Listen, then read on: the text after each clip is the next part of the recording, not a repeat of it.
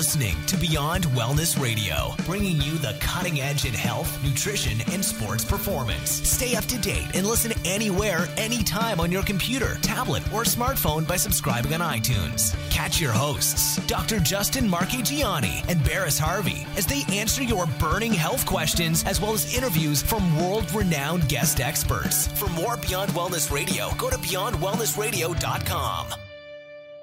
Thank you guys for tuning in to another episode of Beyond Wellness Radio. In today's podcast, we are going to be talking about lab testing 101 and diving in, so that way you guys kind of have an overview.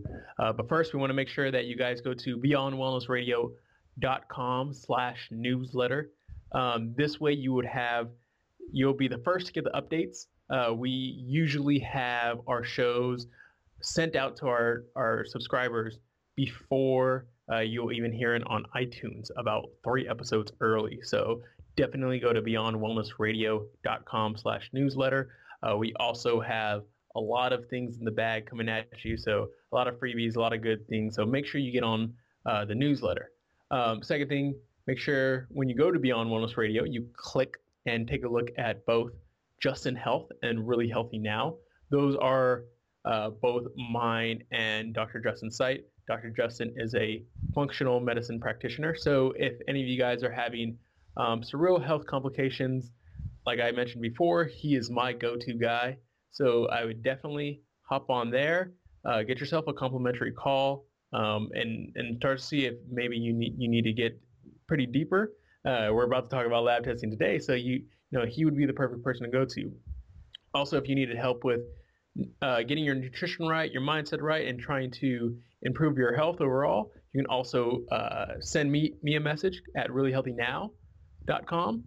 You can go on there and go ahead and work with me as well. So definitely go there. And one last thing, make sure that you guys go to iTunes and leave us a review. This really helps us spread the message.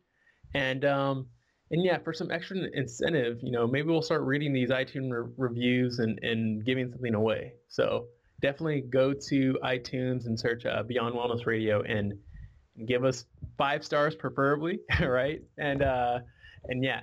So with that being said, how's it going today, Dr. Justin? Oh, it's great. And by the way, if everyone wants to review us, beyondwellnessradio.com, and there's a little button that says write a review, and that will bring you right to the iTunes page to make it easier. Oh, very convenient. Yes. Absolutely. I'm doing great. We just talked behind the scenes here that I'm getting a whole house water filtration set up. And I am also getting a under-the-counter unit set up that's reverse osmosis based as well, kind of being extra protective, as more than likely next year I'll be, having a baby, keeping my fingers crossed, and we get the reverse osmosis. And I also have a system where it reinfuses some magnesium and calcium minerals back into the system as well, so we're not totally stripping out the water. Yeah, I just go to the beach and just drink a bunch. I'm just kidding.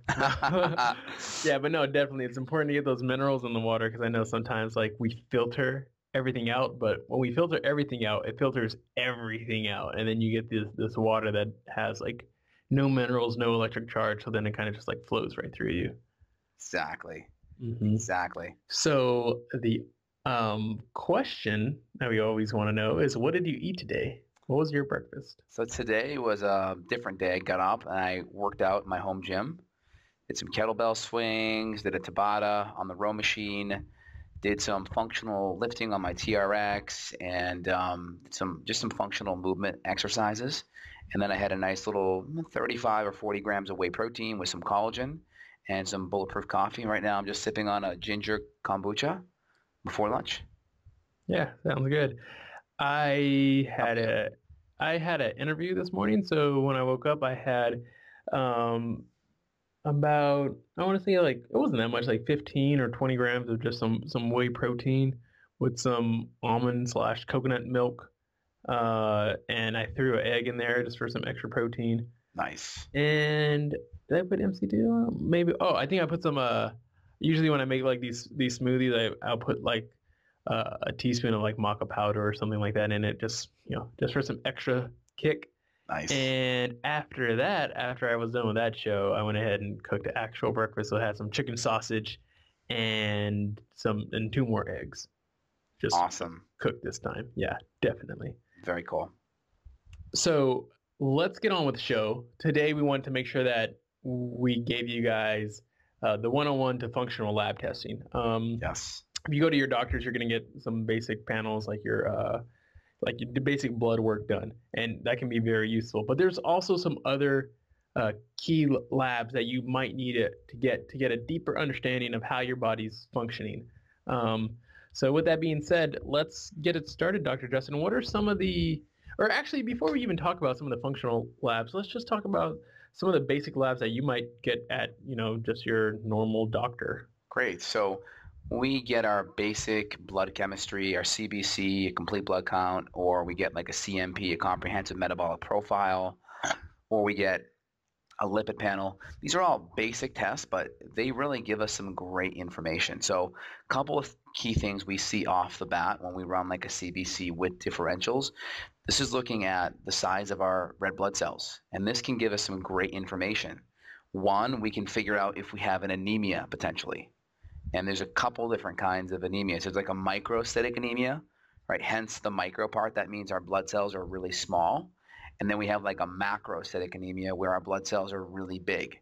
So one's more of an iron-based anemia when our cells are small, and one's a B12 or folate or B6, typically a B12/B vitamin anemia when the cells are really big. And both are really important because if our cells are too small, we can't carry oxygen properly.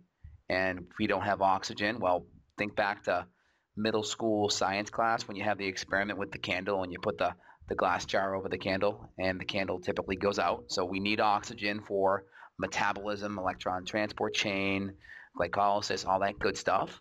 And if our red blood cells are too big, well, typically our red blood cells actually get smaller as they get more mature. So our red blood cells start out big and they actually get smaller when they're exposed to certain B vitamins.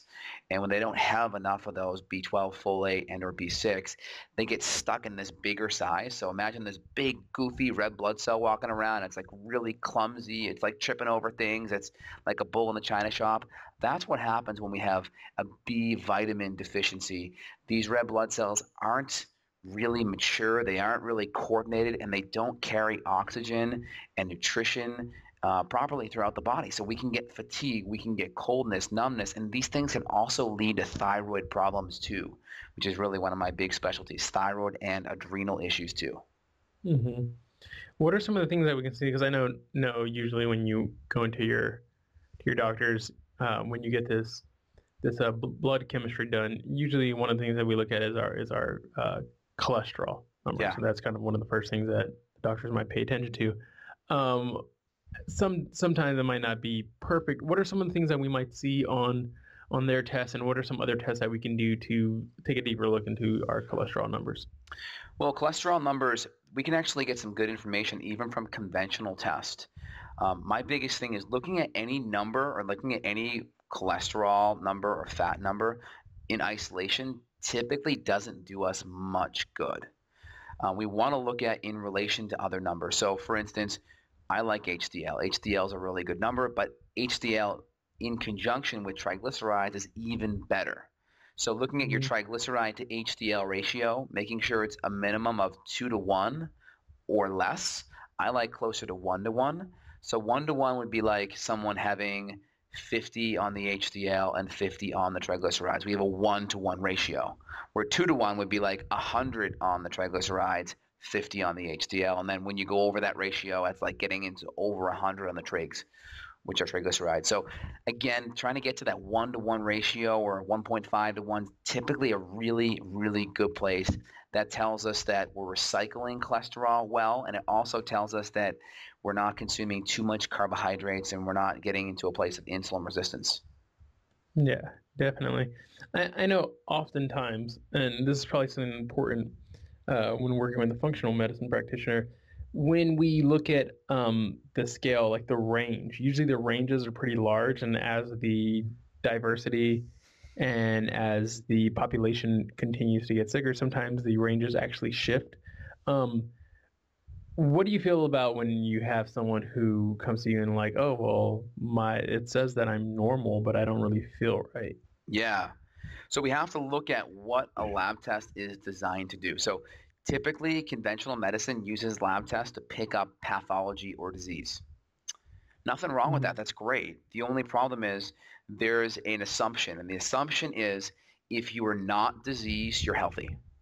Yeah. That is the assumption. Or said another way, the absence of disease equals health. And that could not be farther from the truth.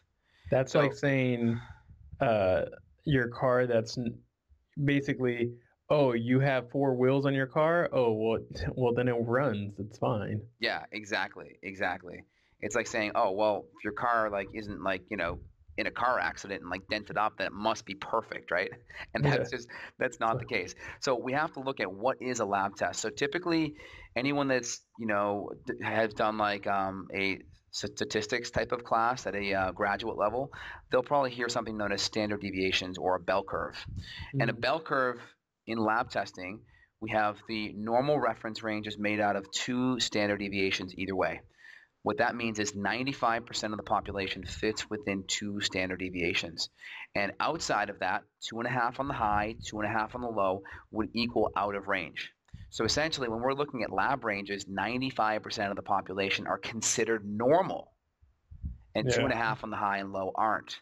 So 5% aren't normal, 95% are. So we know, like, just go walk around an airport or a public event and just walk around and just look at people. There is no way in heck that 95% of the population are healthy. There's no way. So when we look at these lab tests, no offense to everybody, but 95%, yeah. I mean, just go walk around. Just go to an airport and just look, right? I would say like it's probably 50-50, if less than that. Probably maybe even 25% of people are really, really healthy. Like 20% are probably really healthy. And then 80% probably have some type of symptom they're working on, and as they progress, it gets worse and worse. But when we look at the conventional lab tests, obviously we want to look at the standard lab ranges, because if something's off there, that's more of a problem. It just means the chronicity has been there. It's been there longer. But also we want to look at things on a spectrum. So we kind of have like our optimal reference range, which would be like the middle 30%. That's kind of like our optimal reference range. And then we look at things as they would veer away 10% either direction. And the farther they go away from that will be potentially the more there's an issue. And it just helps us because we can pick things up before they go out of range. It may take years to go out of range, right? So if you're running towards a cliff at full speed, well, it's just a matter of time before you fall off the cliff. Conventional medicine says we really can't do much until we literally see you in midair off the cliff, but it's already too late. You're going to hit rock bottom. So if like we see you heading in that direction, meaning we run a lab test and we see you moving, towards that second standard deviation, we can start making diet and lifestyle and stress interventions. We can look at things from a functional perspective. We can do more functional tests such as maybe obscure thyroid markers. We can look at adrenals. We can look at infections. We can look at stool testing for SIBO and parasites. We can do things that are a little bit more comprehensive. Yeah, definitely. So one of the things I know that is common when it comes to testing is, at least when it comes to the functional perspective, is a adrenal complex, and making sure that you get the not just a one-time reading, but basically a 4-time markers, kind of seeing the curve of a cortisol reading. Why is it important to get an adrenal panel? Great question. I'm actually going to sidestep that question and then come back to it. Yeah, sounds good. Because we talked about anemia right in the beginning. I know there's a lot of biohackers that really want some solid info. So real quick with the anemia, when we start to see our red blood cells, hematocrit, and hemoglobin start dropping, that's a sign that we have an anemia. Now, when we want to figure out what kind of anemia it is, well, we would look at iron and transfer factor, and we look at TIBC and transfer in saturation and such.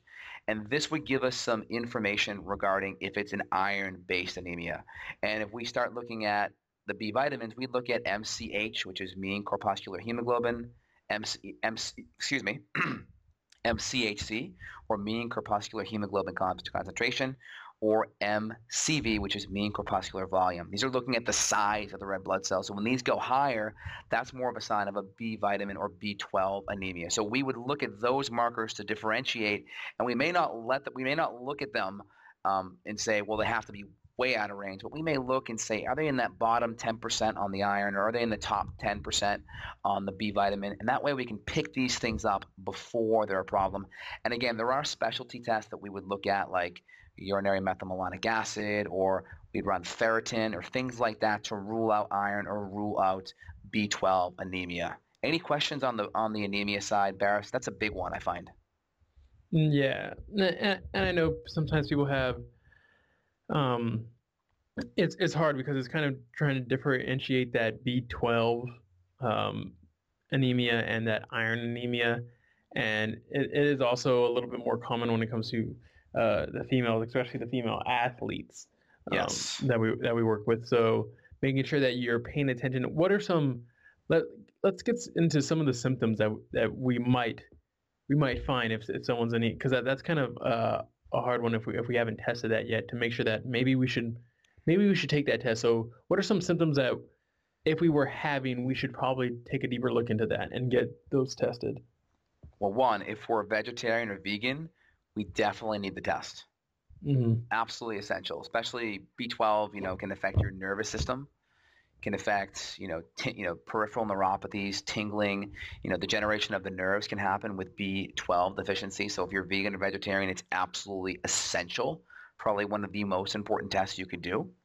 That's step one. Two, if you're having thyroid issues, if you're losing your hair, if you feel tired, if you just like are looking a little bit more pale, if you're trying things and you're not feeling better and you're fatigued, it has to be ruled out. Anemia has to be ruled out.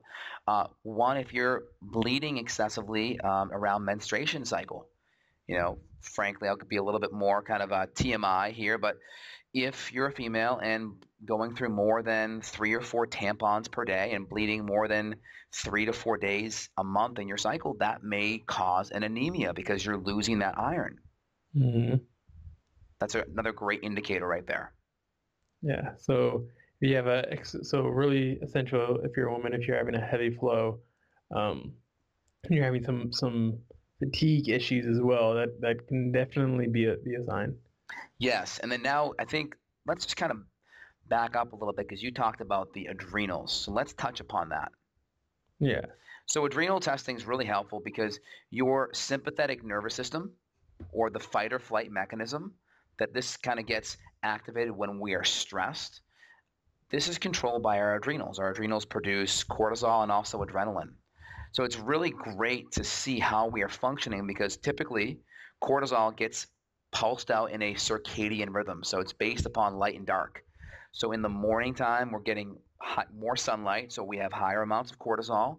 And as cortisol drops throughout the day along with the sun and darkness sets in, melatonin comes up, which pushes cortisol down even more. Cortisol drops. So it's great to look at that cortisol rhythm. One, it tells us how strong our adrenals are. And it also tells us about HPA axis dysfunction, which is basically stress affecting the communication of our brain, pituitary and hypothalamus, talking to our glands, our adrenals.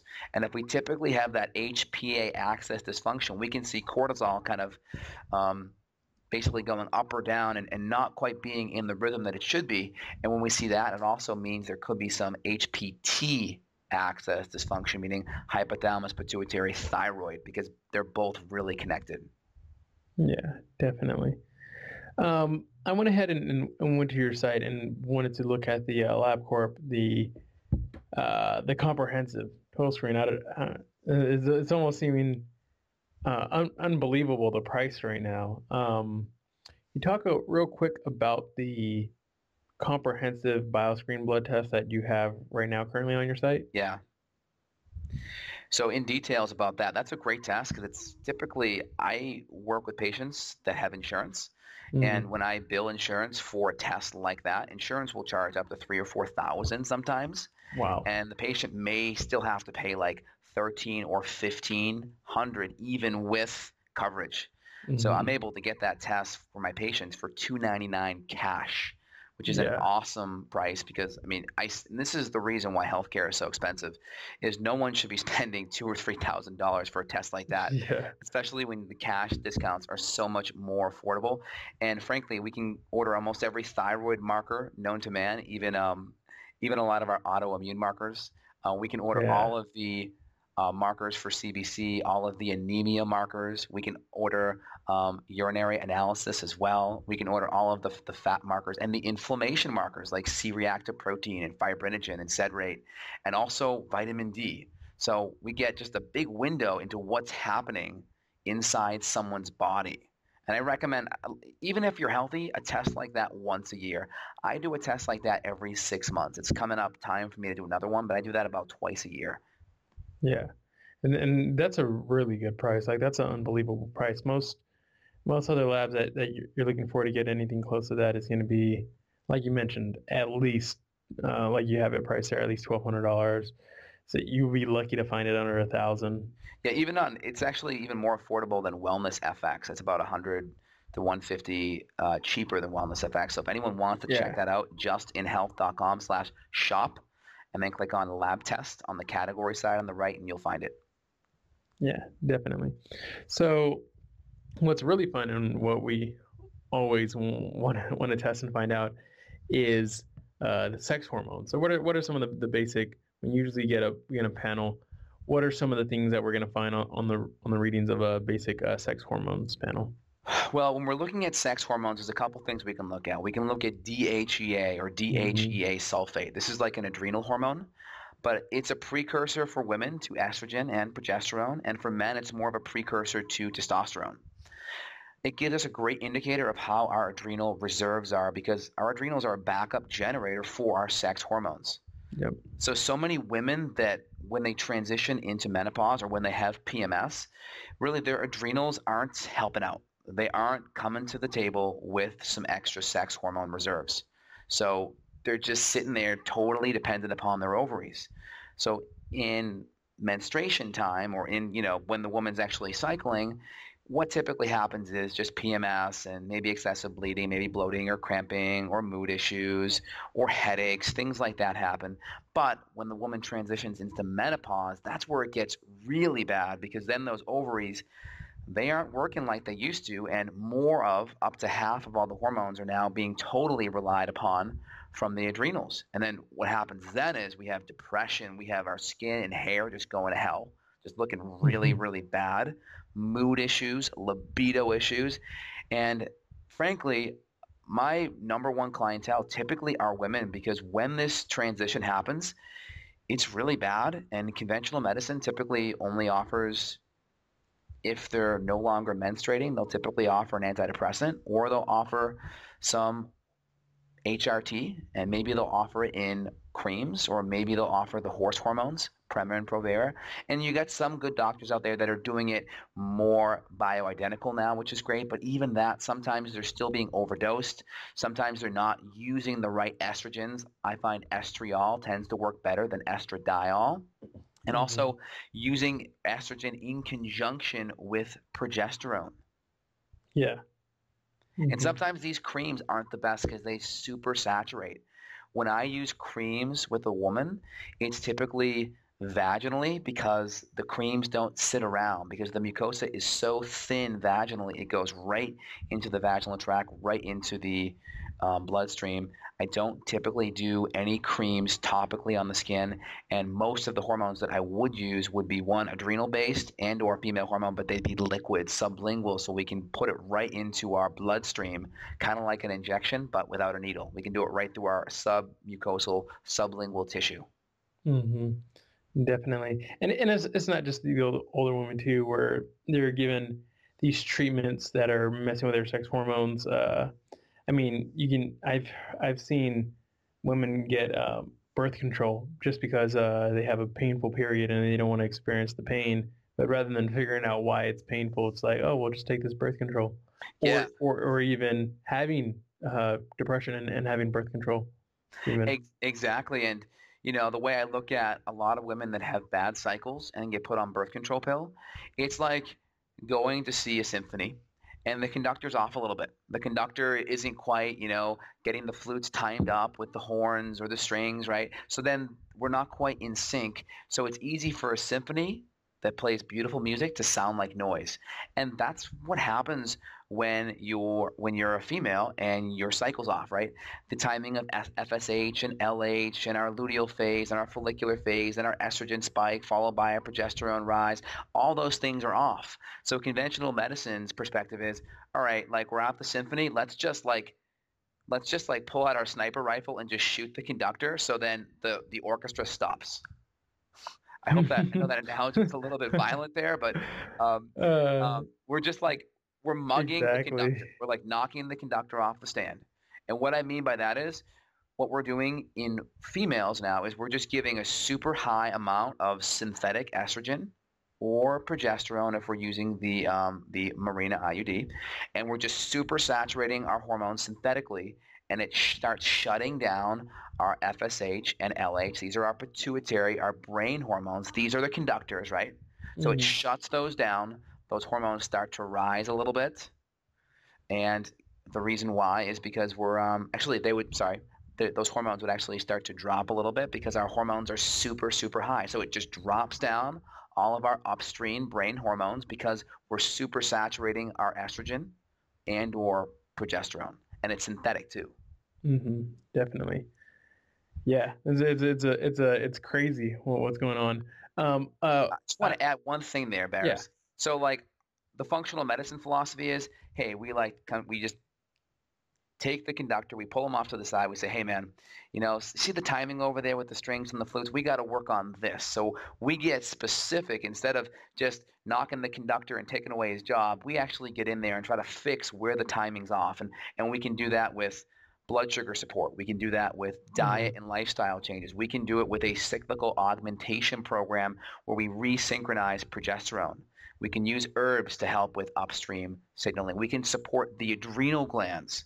We can address anemias or nutrient deficiencies. We can also address the infections that are potentially throwing things off. So it's kind of like pulling the conductor off to the side, giving him a pep talk and saying, hey, this is what we got to do, versus just saying, hey, get out of here, go home.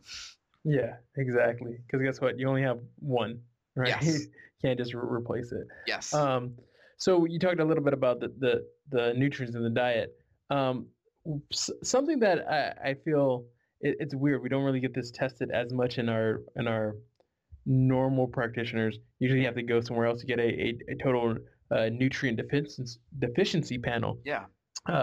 This seems like something that should be like kind of basic, but I guess why isn't it, and why do we need it? Well, there's definitely a couple of nutrients that are really important. So I already kind of mentioned the B12. We can infer that by some of the markers I already talked about. Yes. Also, iron's really important. We can look at that via ferritin. On our nutrient, like on a conventional blood test, we can look at alkaline phosphatase. If we see it below 50 or 60, that's typically a sign of zinc deficiency. Also on blood tests, we can look at red blood cell or magnesium red blood cell levels. Not magnesium serum, but magnesium RBC. And we can look at magnesium. Exactly. We can look at the intercellular amounts of magnesium, which is really, really important. So those are some that we can get on simple blood tests. And then we can also run more specialty ones like a SpectraCell test, which looks at intercellular nutrients of all kinds. And then we can also run an organic acid test, which is another great indirect way of getting our nutrient levels. I like the organic acid testing because it's just easier because you don't have to go to a lab and get a blood draw. But both are really good options. Yeah, definitely. Another thing, a topic that I know you really like, blood sugar management, getting our fasted glucose and our insulin and our hemoglobin A1C. Like what? Why are these important, and how do we get these tested? Well, blood sugar is really important because it's one of the biggest hormonal stressors on our body. I just did a video recently about this at youtube.com/justinhealth on blood sugar. But one of the big things is we have more hormones that help bring our blood sugar up than bring it down. So for instance, we have glucagon, cortisol, we have adrenaline, we have somatostatin, we have IGF-1, we have probably one more hormone I'm missing, but about 5 or 6 hormones that help bring blood sugar up. Now, that's great because evolutionarily speaking, we would have famines and we'd have lots of fasting periods because food wasn't that abundant. So our body adapted to really keep our blood sugar up because typically we were just going without food. Yeah. And now that we have this superabundance, well, we're having insulin resistance and metabolic syndrome, which is basically caused by blood sugar being too high because our body only has one hormone to bring blood sugar down, which is insulin. And we commonly have insulin resistance now with most of our polycystic ovarian patients, our patients that have PMS, our patients that have adrenal fatigue, our patients that have metabolic syndrome, diabetes, Alzheimer's. They typically have these blood sugar imbalances. And one of the biggest stress on the hormonal system is blood sugar stability. So if we can use markers like fasting glucose can be decent. It's a very late stage marker, so it's not that sensitive. But if you're above 100, that could be a problem. We have hemoglobin A1C. If you're above 5.5, 5.6, that could be a problem. We have fructosamine. That's a great marker. We have, let's see, an oral glucose tolerance test. We can do that at the lab, or we can do a homemade one with a blood sugar meter. We also have fasting insulin. Anything above, 6 or 7 is definitely a sign of moving into insulin resistance. So we have these great markers we can use because we know blood sugar is definitely an issue that really we have not evolved to a place to deal with high blood sugar. Mm-hmm. We've spent way more years with low blood sugar or lower blood sugar because of lack of food abundance, and now we have the exact opposite situation. But it's even worse because we have this overabundance of food, but we have this underabundance of nutrition, meaning we have so many calories available, but so little of these calories contain nutrients because 90% of food that's purchased is processed food, meaning it's packaged, it's not found in Mother Nature. Yeah, definitely. And I know we're coming close to the end of this quick one-on-one, but one more would be, I know we talked about quickly like the total and what you would get in cholesterol panel, but if you did one and you did like a cardiovascular risk, I know some of the things that you might want to look for is some, you mentioned before the C-reactive protein, but also maybe the lipid particle size. Yes. And the number, and maybe even like homocysteine. What are some markers that you might be looking for? So if we're looking for cardiovascular risk factors, obviously inflammation is going to be important. C-reactive protein, erythrocyte, sedimentary rate, fibrinogen. These are all inflammatory markers. Homocysteine as well. And we can also look at particle size. So we can run a VAP test, a vertical auto profile, which looks at HDL, pattern A, pattern B, LDL, pattern A, pattern B. And again, LDL, we want more A. A is good, right? You want an A on your test. And then LDL, B for bad. So we don't want much B. We want more A. These are the large, fluffy, buoyant LDL. That's important. And we can also look at lipoprotein little a. We can also look at genetic tests like apoproteins, like 4,4 apoprotein E is not a good one. Apoprotein B is a little bit different. That's more particle size. Yeah. But we have a genetic apoprotein testing where 4,4 tends to be the worst. That means we really can't be cheating much. We have 3,4. We have 2,2, 2,3.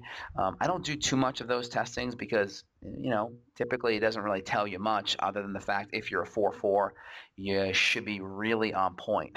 So if you're someone with a 4,4 or a 3,4, it just means you can't get away with that much. So you got to manage your stress. You got to keep the refined sugar to a minimum, keep the healthy fats and healthy proteins and nutrient-dense foods up, and the gluten and all the food allergens down for sure. Yeah, definitely. Well, sounds good. We got a lot of great information, and it seems like some of the important things to focus on is like making sure that we test our sex hormones, our thyroid, our excuse me, our nutrient deficiencies, blood sugar, and also any of our cardiovascular risk. Exactly. They're pretty good at starting places, and then of course there's so much more. You know what, Barris? I don't mean to cut you off. I just know if I don't touch upon this, everyone's going to be emailing me afterwards. We didn't talk about thyroid much. Yeah. So we let's go into it, because I know there's a couple. There's basic. You'll probably go into the thing and just get your TSH, but we know that we need our free T3, our reverse T3, our T4, And there's also some other, like you mentioned, the antibodies. Go over the thyroid stuff. Sure, and we're going to do a whole podcast on thyroid testing because it's way too nuanced and there's not enough information out there on it. But just a bird's eye view, most people or most conventional doctors and or endocrinologists are just doing TSH testing and maybe T4 testing. This is helpful for people that have elevated TSH or low T4 because you'll get picked up as having a thyroid problem. The assumption is made, though, if your T4 isn't low or if your TSH isn't above 4.5 on the West Coast or 5.5 on the East Coast, then you're fine. The big running joke in functional medicine community, the easiest way to cure someone in California of hypothyroidism is to fly them out to the East Coast because the reference range changes from 4.5 to 5.5. So that's the easiest cure. It's a plane ticket. But outside of that, people really are suffering from thyroid issues, and TSH and T4 aren't enough to figure out if there's a problem. So we have to do deeper testing, and that would include T4. But T4 looks at thyroid hormone in general. It's not looking at the functional aspect, the free portion. And the free portion is only about 2% of the thyroid hormone. All right. So I got this analogy from you one time, Barris. You referred to like the free fractions of thyroid hormone as like driving around a parking spot with 100 spaces, but 98 spaces have cones in them. So that means only 2. So imagine we have 100 cars driving around. So 98 of those cars are our T4 hormone, and maybe the only 2 of the cars are really our T4 free. So only 2 cars out of the 100 get to park in the parking spots. Yeah. And that same analogy then happens with T3. So we imagine having 100 parking spots open for T3. Only 2 are actually able to park in because there are cones in all the other parking spots, right? So we only have 2 hormones, or 2% of the hormones that can go in there. And most people don't have the ability to convert T4 to T3. And if we don't have the ability to convert T4 to T3, we may even have higher amounts of reverse T3. Reverse T3 is like putting another cone in the parking spot. So instead of having 2 cones available, now we only have 1. Excuse me. If we only have 2 spots available, now we only have 1 spot available. So it just decreases the ability for our thyroid to even have a metabolic effect. Because for the thyroid to work, in our analogy, the car has to be able to park in the parking spot. The free hormone has to be able to park or go into the receptor site. So again, looking at T4, looking at free in total, and looking at T3 free in total, and then even the antibodies too. Yeah, definitely. Yeah, so we're going to go into an entire podcast on thyroid testing because there's so many different markers that need to be looked at, and so often we're just looking at the TSH, which is not good enough. Definitely not good enough. And we're seeing so many people with thyroid issues and all these different metabolic problems and metabolism that's broken, and a lot of it starts from the thyroid. So making sure that we're actually understanding what's happening in the body and getting the correct measurements are going to help us make those changes. So it definitely sounds awesome. All right. Great, my man. So we want to remind you again to make sure that go to beyondwellnessradio.com/newsletter. Make sure that you hop on the list. You'll be the first one to be able to access all these podcasts. Also, you'll be first whenever we have anything ready, set to go, any freebies, any kind of launches. You'll be the first one to know. And then also to get further understandings, make sure that you go to justinhealth.com. And he also has all these labs and the comprehensive lab that we talked about today available that you can just purchase straight from there and to get these labs looked at. And again, please give us a review on iTunes. It helps us so much to spread this message and to help anybody. If you know anybody that needs help with lab testing or have any questions, make sure you send this to them. Send it to an email or tweet it. It really helps get this message sent out. So thank you guys again for listening. Thank you, Dr. Dustin, for your time. Excellent talk, Barris. Have a good one. Yeah, you too. Got a question for Dr. J? Go to beyondwellnessradio.com/question. Then tune in to hear the answer. Also, if you like the show, review us on iTunes. For more Beyond Wellness Radio, go to beyondwellnessradio.com.